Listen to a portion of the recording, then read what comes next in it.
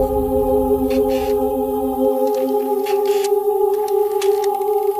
of the most remarkable realizations of CAM technology is a device in the shape of a small boy.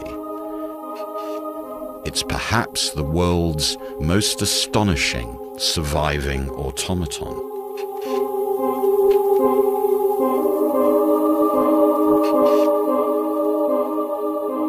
What's on this card is a piece of writing made by a 240-year-old machine.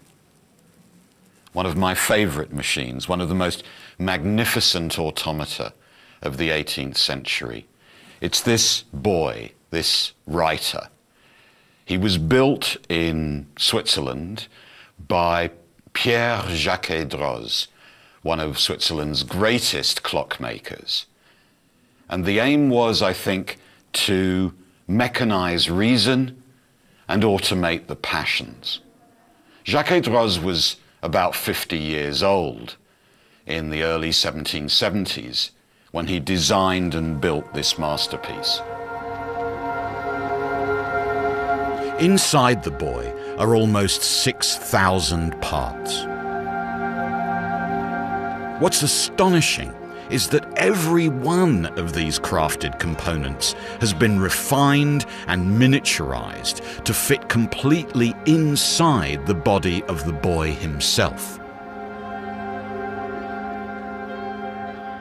What Jacques Droz did was to use the technologies of homeostasis, of miniaturization, to build really a true automaton. Inside the little writer is all his source of energy and all the machinery that drives him. He works on his own.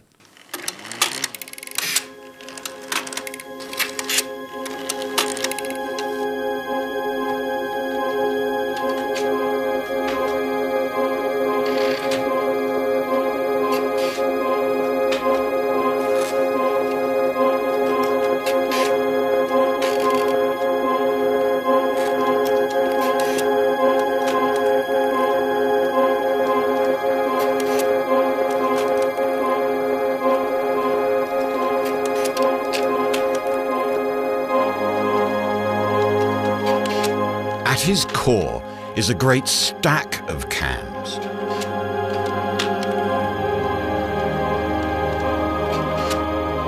As these cams move, 3 cam followers read their shaped edges and translate these into the movement of the boy's arm.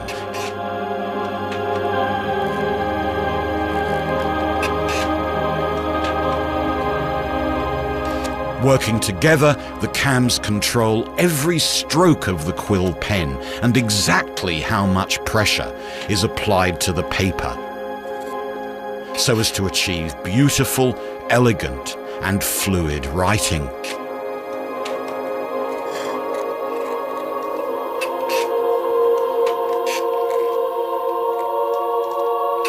With this sublime machine, Jacques Droz had reverse-engineered the very act of writing.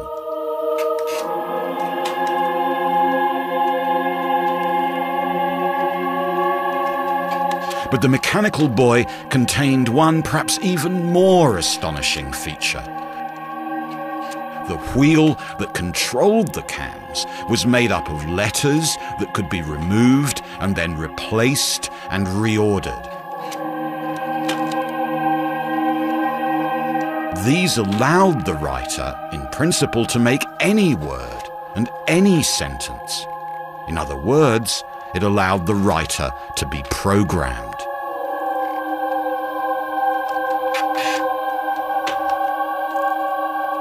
This beautiful boy is thus a distant ancestor of the modern programmable computer.